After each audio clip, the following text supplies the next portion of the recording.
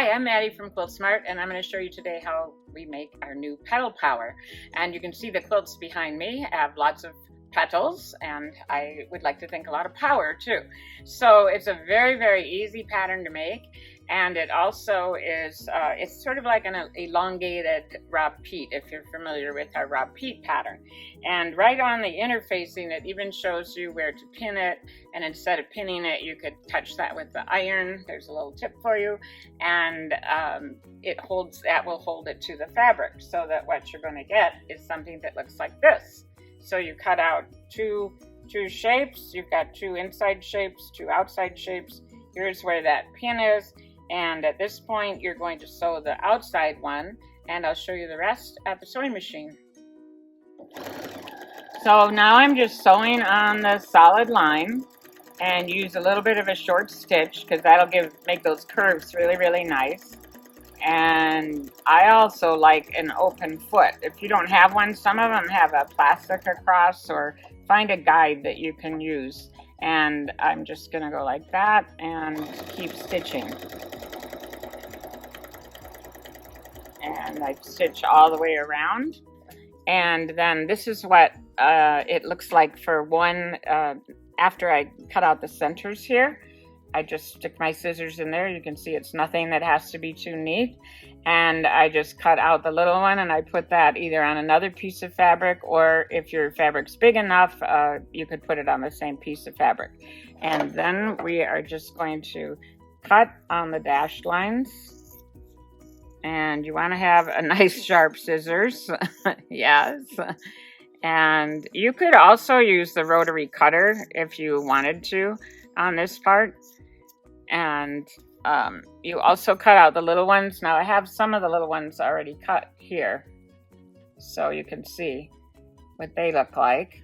Okay, so what I'm going to do now is just gently turn it. The interfacing, you know, it's a thin, lightweight interfacing, and it's made so that it can stay in your quilt. So you don't want to be too harsh on it. You want to be gentle with it.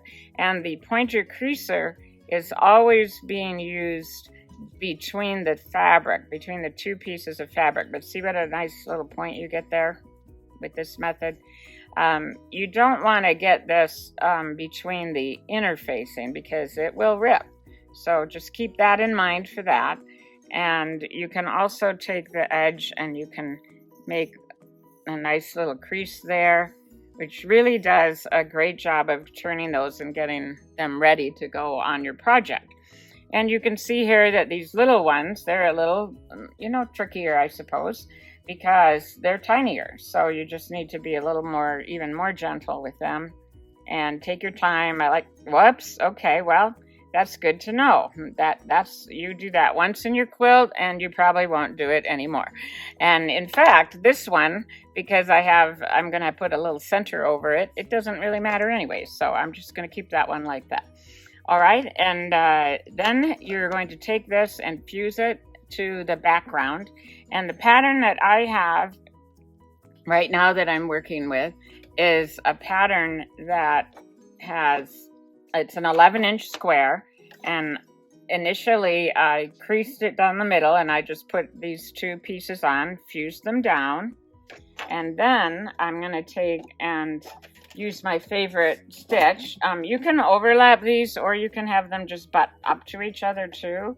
I'm going to actually, well, I did a good job fusing that, so I'll leave it there. But you are going to use a zigzag stitch.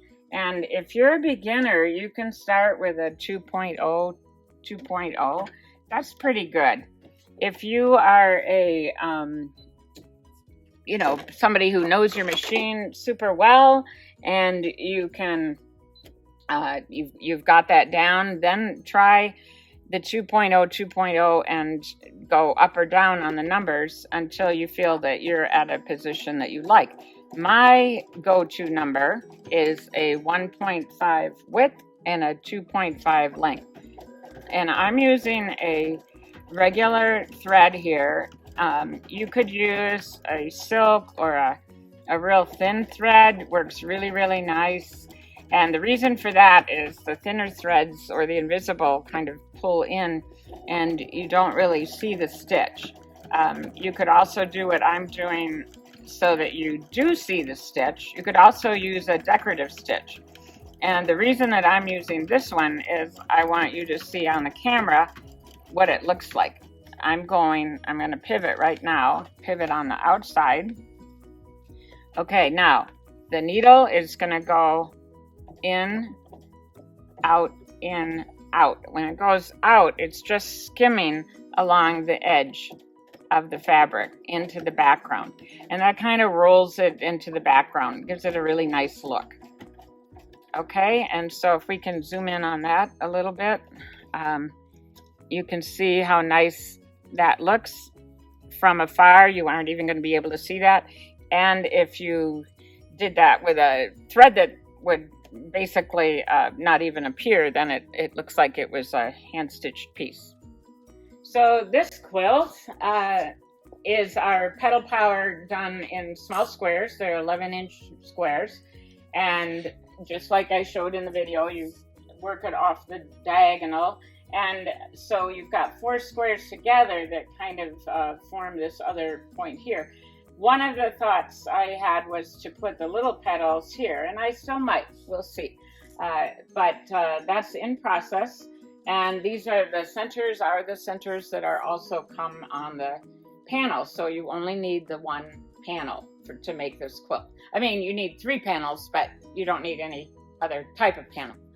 And then our sunflower quilt over here, I've just put 2 width of fabric by 12-inch sections together, and we're just filling in the bottom one complete with sunflowers, almost so that the background doesn't show at all, that the yellow background, that instead it's all flower petals. So we're in the midst of making that, and I would encourage you to make your own, send us pictures, and we would love to see what you do with our Petal Power.